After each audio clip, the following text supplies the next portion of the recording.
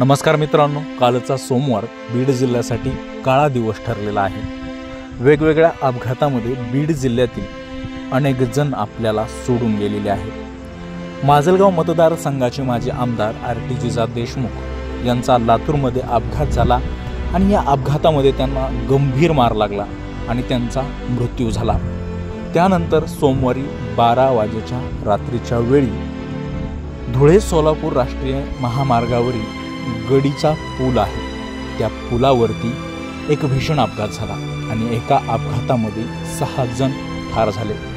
अवघ्या 30, 35 आणि 40 वयामधली तरुणी बांड माणसं आपल्यातून निघून गेले आणि दुःखद निधन त्यांचं त्या ठिकाणी झालं। एक कार दुभाजकाला धडकली आणि ती काढण्यासाठी मदत करण्यासाठी अनेक जण त्या ठिकाणी आले।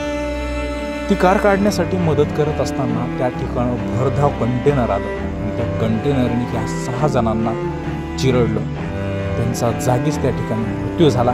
त्यात काही जण जखमी झाले, त्यांच्यावर उपचार देखील सुरू आहेत। मयत झालेल्या तरुणांची नावे सचिन रमेश नन्नवरे, वय वर्ष 35, राहणार संजय नगर गेवराई, बाळासाहेब ज्ञानोबा आतकरे, वय वर्ष 36, राहणार सावतानगर गेवराई, दीपक राजपाल सुरैया, वय वर्ष 42, राहणार गडी, कृष्णा जाधव, वय वर्ष 35, संजय नगर गेवराई, भागवत गंगाधर परळकर, वय वर्ष 39, राहणार रंगरार चौक गेवराई, मनोज वैजनाथ करंडे, वय वर्ष 39, राहणार रांजणी, हे 6 जण ठार तर योगेश शिंदे, राहणार खळेगाव व अन्य 1 जण गंभीर जखमी झालेला आहे। एका भरधाव कंटेनरने धडक दिली आणि त्या ठिकाणी होत्याचं नव्हतं झालं।